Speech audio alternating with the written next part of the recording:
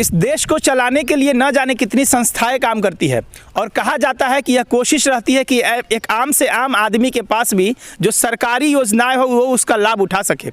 आपको बता दें कि अभी सर्द का मौसम चल रहा है और इस सर्द के मौसम में वैसे लोग जिनका घर नहीं है, जो सड़क पर रातें गुजारते हैं, उनको सोने और रहने और खाने के लिए नगर परिषद के द्वारा रैन बसेरा की स्थापना की गई है।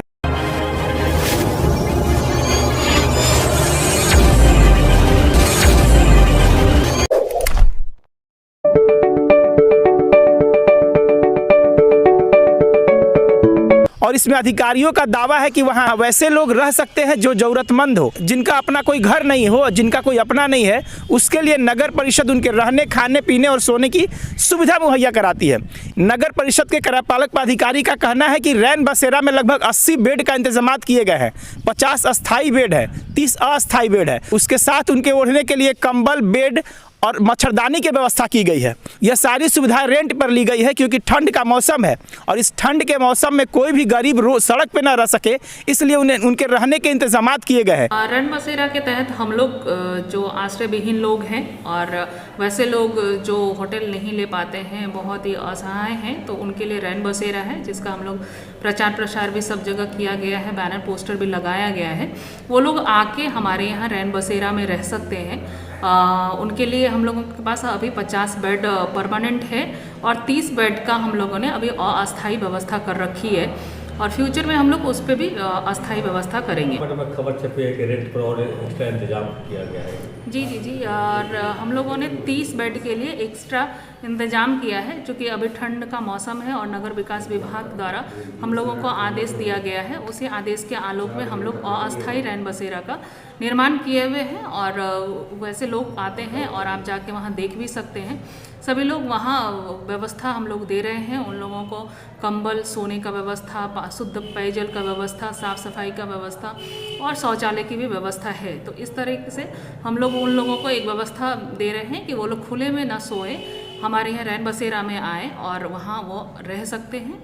तो आपने सुना कि नगर परिषद के कार्यपालक पदाधिकारी का कहना है कि वैसे लोग जो गरीब है, जो मजलूम है, जो सड़क पे रात गुजारने को मजबूर है, उनके लिए नगर परिषद के द्वारा रैन बसेरा में सारी सुविधाएं उपलब्ध कराई गई है। लेकिन आपको बता दें कि रैन बसेरा में एक ऐसी महिला है जो अपने आंखों से देख नहीं सकती है। वह कई दिनों से यहाँ पर है और कुछ ही दिन पहले उसने एक बच्चे को जन्म दिया है, लेकिन उसके बच्चे को पीने के लिए दूध तो जरूर मिलता है, लेकिन उस माँ को पीने के लिए दूध तक नहीं मिलता है, उसे खाने के लिए फल तक नहीं मिलता है। और आपको बता दें कि जिस महिला ने कुछ दिन पहले ही बच्चे को जन्म दिया है, अगर वो दूध नहीं पिएगी, पौष्टिक आहार नहीं लेगी, तो अपने बच्चे को दूध कैसे पिलाएगी? दूध तुम्हारे बच्चा को मिला है? हाँ। तुमको भी मिला है? ना, हमके ना। फल क्या मिलता है? फल फूल मिलता है कुछ खाने के लिए, फल वगैरह, फल उल मिल रहा? बोला डेरा मत। फल ना मिले, खाना मिले, खाली खाना मिल रहा। कई टाइम मिल रहा? एक के टाइम बस सुबह में खाली खराई। और इसको लेकर के रैन बसेरा के जो मैनेजर है, उनका कहना है कि इसके लिए कोई फंड नहीं है। एक गरीब महिला जो यहाँ पे कई दिनों से रह रही है, इसके लिए फंड नहीं है। और आपने यह भी सुना कि कार्यपालक पदाधिकारी के कितने दावे हैं कि जो लोग वहाँ पे हैं उनकी समुचित व्यवस्था दी जा रही है, पीने का जल है, शौचालय है, बेड है और सब कुछ भाड़ा पर है। लेकिन खेल कुछ और है। इस खेल को समझने के लिए आपको रिपोर्ट को देखना पड़ेगा जो रैन बसेरा में बनाई गई है। अभी ठंडी का मौसम चल रहा है, कड़ाके की ठंडी है। कड़ाके की ठंड की वजह से लोग परेशान हैं और आपको बता दें कि नगर परिषद के द्वारा कहीं भी ज़िले में कोई अलाव की व्यवस्था नहीं की गई है। लोग ठिठुर रहे हैं। कल हम बक्सर जिला में जो रैन बसेरा स्थित है वहीं पे मौजूद हैं और यहाँ पे आपको बता दें कि जो रैन बसेरा के मैनेजर हैं दिनेश कुमार सिंह, वो भी यहाँ मौजूद है।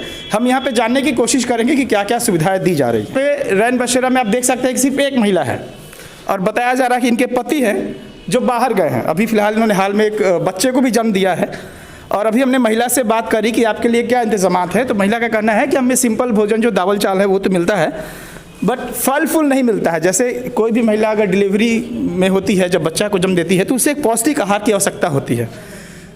तो इनका कहना है कि हमें कोई दूध वगैरह नहीं मिलता है, फल फूल नहीं मिलता है। और इस हालात में आप समझ सकते हैं कि रैन बसेरा कैसे चल रहा है। हमारे साथ मैनेजर, आइए दिनेश से थोड़ा आप इधर आ जाइए सर। एक यहाँ पे माँ है, उसने बच्चे को जन्म दिया है, बोल रही थी कि दूध नहीं मिल रहा उसको।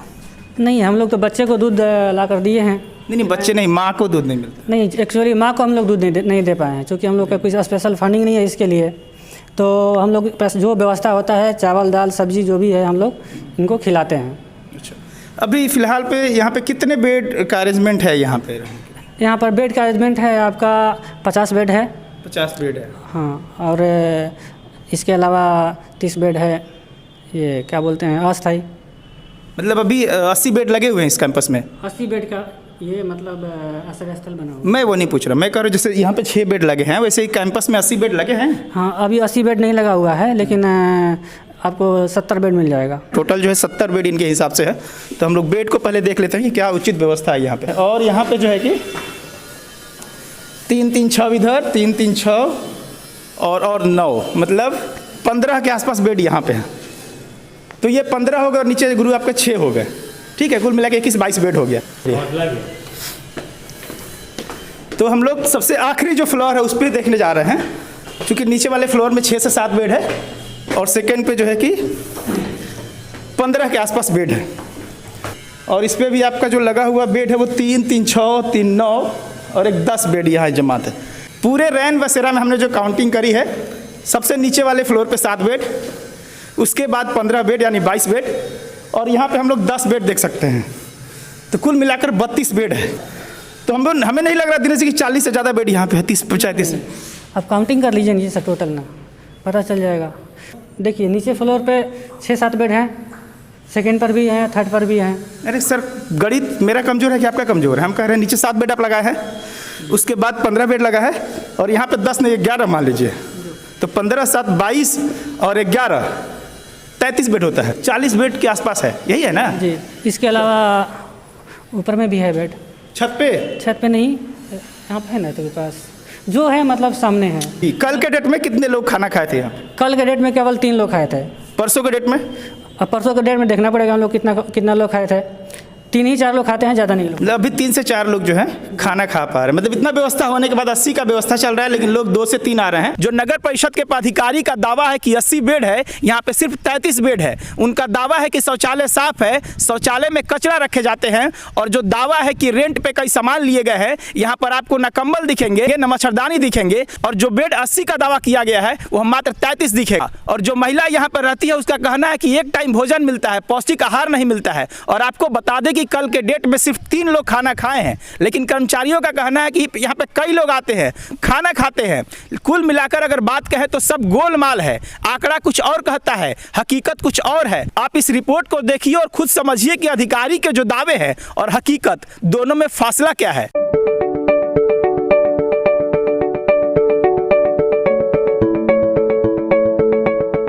Thank you for watching this video until it is finished.